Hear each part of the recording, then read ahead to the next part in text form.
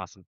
So welcome to our very first episode officially with a guest to Take two. hurry up and wait. Take two. This is actually our second time recording because we're still figuring it out. And so Yeah, we're working uh on it.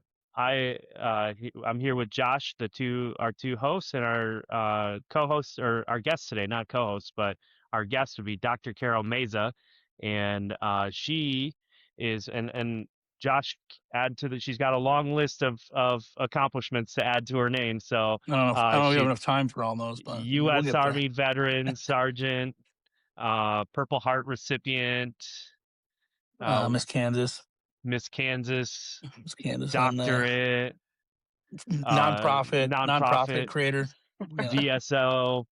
I bet mom. She's got mother. mother. Yeah, she's a Yeah, mom. Yeah, so she's doing it all, and we're just honored to have you on today.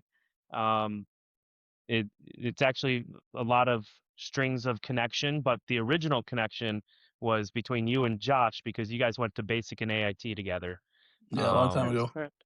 Yeah, Yeah, and so I yeah, and I was just gonna say I appreciate you guys having me and allowing me to share my story and how I got here. I think it will be good for the audience, especially our target population, who is the veteran population. right. And let's just see what we can do. Yeah, jumping right off into the deep end here. Yeah, So, let's go. So let's start off. I like to give some context, some background on who you are.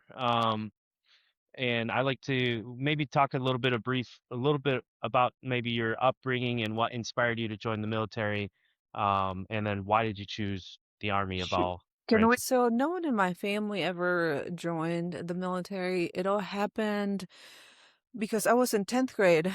I was in high school when 9/11 happened, and I remember sitting in computer class, and the teacher came in running, and she was crying. She was pretty upset, and she turned on the TV and told us what was happening. And I remember watching one of the planes crashing into one of the towers, and it was just I couldn't believe it. I couldn't believe that was happening.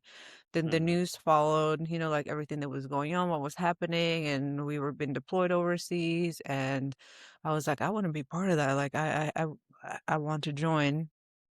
And so um g- at the time, I was not old enough to join the military. So then um, my recruiter actually went to my parents, and my parents said, "We're not signing the paperwork." And they told me to get a different Mm. job, go into something more adequate for women.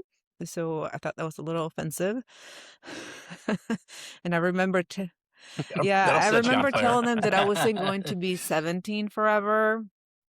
And so I graduated high school. I ended up going to a community college for 2 years, and then I knew that I wasn't going to make it through college financially. And so it was time to do something else. At the time, I was 20, and my sister was dating my recruiter, believe it or not. And so I gave him a call, and I was like, Did she get a bonus for that? "Oh, I'm sure she did." Was that the what did they call that? The buddy referral program or That's so So, funny. you know what? I was also in a relationship that turned out to be it was verbally abusive, and then it turned into physical abuse once, and I left. I had no issues leaving. I was not going to put up with that. So I called my recruiter and I told him, I said, "Hey, I'm ready. Let's do this." And so five of us went to take the ASVAB test, and I was the only one who passed. So I think things Really? were meant to Do you remember be. your I score? don't remember, but it wasn't that great. I'll tell you No. that much. I was so new to all that. And he said, "What MOS do you want to go into?" And I said, "Whichever one gets me out of here the fastest." And he said, "ADA Mike, Hmm. drivers."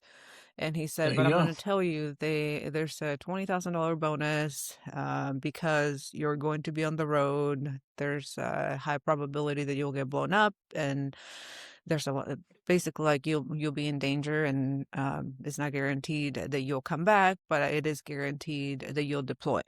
So I appreciated him being that honest because we heard a lot about recruiters, right, in basic training, like, "Oh, my recruiter lied to me," and Yeah. blah, blah. Hmm. No, mine was I was just Sure. gonna say he Yeah, was very honest with you. Not many were he willing to was put that out there awesome, right out of and the so plant, I was so like, "Yep, let's do it," and I was gone within 4 or 5 days. I was at MEPS, and wow.